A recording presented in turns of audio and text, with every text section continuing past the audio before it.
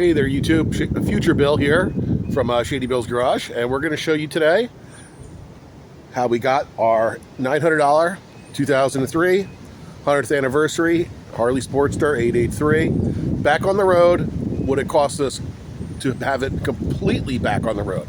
The bike, the gas it took to pick it up, the title, the registration, all the parts we did, and how cheap can you get back? If you do your own wrenching, how much will it cost to get yourself into a motorcycle and on the road here in 2025? It's not as expensive as you think. Get a bike, go out there and ride. This is Chris from Shady Bill's Garage, and this is part 2 of the world's cheapest Harley Davidson. This is the 2003 883 Sportster, and it's the one with the rusted out frame, so that's why we got it for so cheap.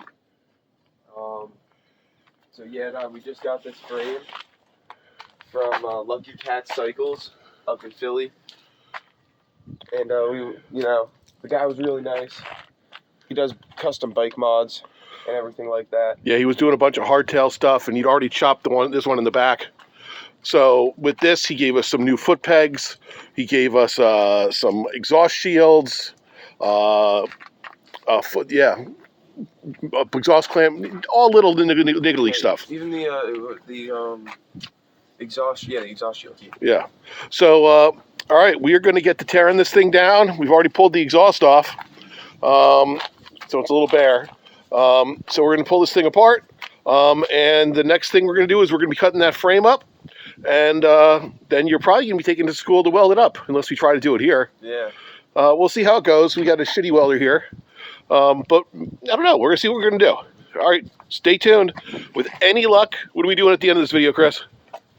Getting this thing all put together. And we're going to ride it. Riding it, yeah. We're going to ride, and then we'll give a total of how much we spent, including tools.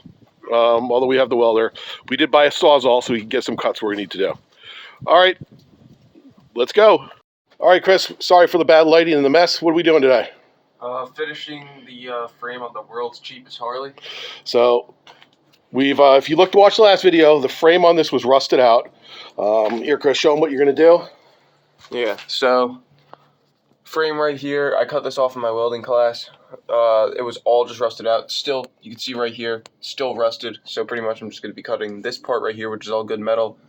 This other little bolt mount right there, because we're just going to run 3 bolts. Right, so what we're going to do is we're going to have to cut through right here. And this is your bottom plate for the motor. And we should be able to get at least 3/4 of the way. We welded that back in. We'll put the bolt back through. The bolt goes through and mounts the motor. We're going to cut right through here because you can weld all that. And there's a little plate in the back we're going to have to cut. Okay. And then we're going to graft in. We bought another frame, and we're cutting in another frame from the same year bike, and we're just going to put all that through. All right, so you don't have to sit here and watch the cutting. When we're done with it, we'll show you what we got. All right, so we cut off what we have to. Show, Chris, what do we got here? This is the new frame.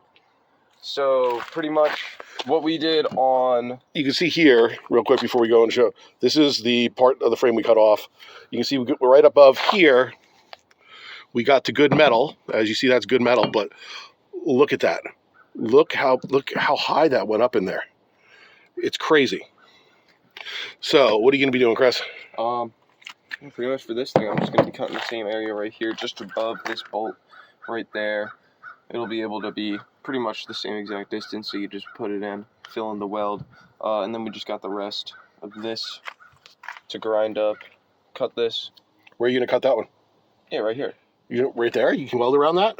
Yeah, either right here or maybe just like down here. Yeah, probably down here actually, because then I could get a nice weld right in this little uphill area, just to make it more structural. Well, with the motor in, I don't know if you're going to be able to get your thing around there. You think like right under it? I think right under it. All right.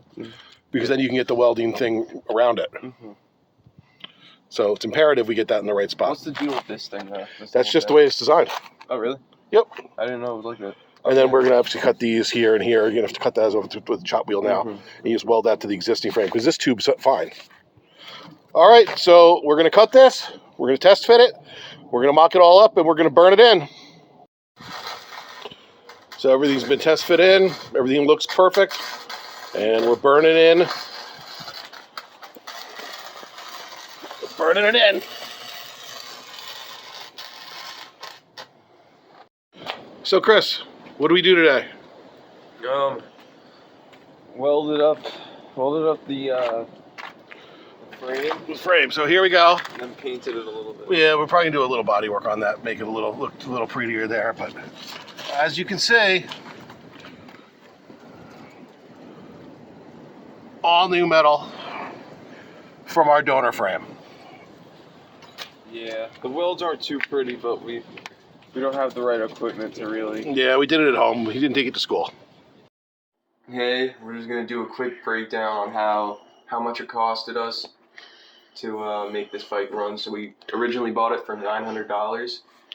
Then later, the frame and all the bits that the guy got us from Philadelphia was $100 for the frame, and then $20 extra for the foot pegs, and all that stuff.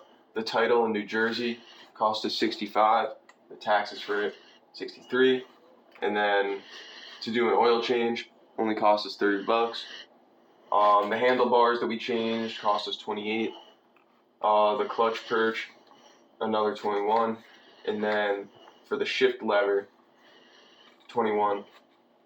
Shift seal that we made the video on before was $21, or sorry, $6.11.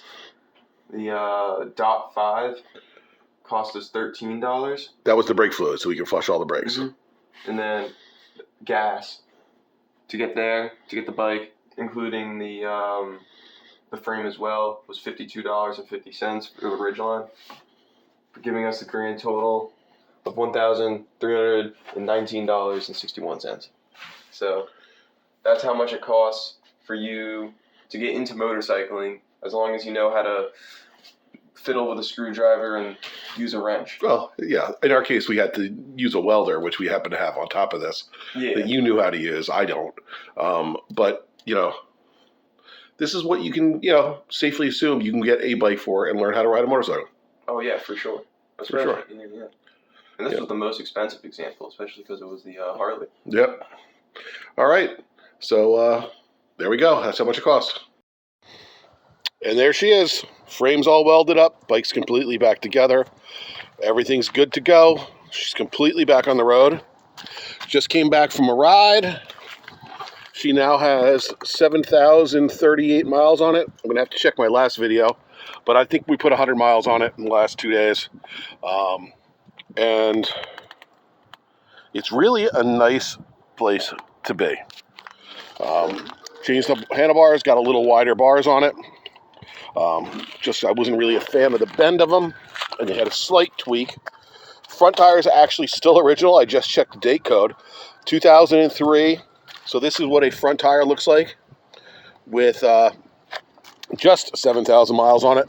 Back tire had been replaced already. That has a 2021 date code. So the back tire is good. We did patch the tube that was in it. Front tire got a little dry rot on the sides. Probably still should change that. Gone through the brakes, put new dot 5 brake fluid. They worked fine, but I figured it's probably old. So new brake fluid, all flushed through the system. Fresh oil change. And a shifter seal that we changed. I'll put a link to my video of where we changed the shifter seal. That stopped the leaking that was happening there. And it could use a good cleaning still. Still has this little dent here. Nothing you can do about that. But thanks for watching, YouTube. I'll do a fuel review on this bike. I want to put a little more time into it. Have Chris put some more time into it. Just to, get used to the bike. And so I can give it an honest review. But after the first 100 miles, it runs great. I'm getting used to the mid-pegs. They do feel a little more sporty. Power is nothing to write home about, but completely usable. And this is the last year of the solid mounted, not rubber mounted engine. So I will say the sweet spot for this engine is about 55 miles an hour. 65, it starts getting a little buzzy. You start really feeling it through the grips. I know the rubber mount, they smooth out as they speed up, but this one really doesn't. This gives you that old school Harley feel, that raw Harley Sportster feel. It's a great around town bike, great up to about 55. I've had it to about 70, 75 miles an hour. It does fine at that speed, but it gets a little buzzy. You know, it's a hell of a, you know, it's a hell of a back road, fun little short pop around bike. So watch for my full review, but here it is, 1,300 and change, and this thing is completely on the road. Thanks, YouTube.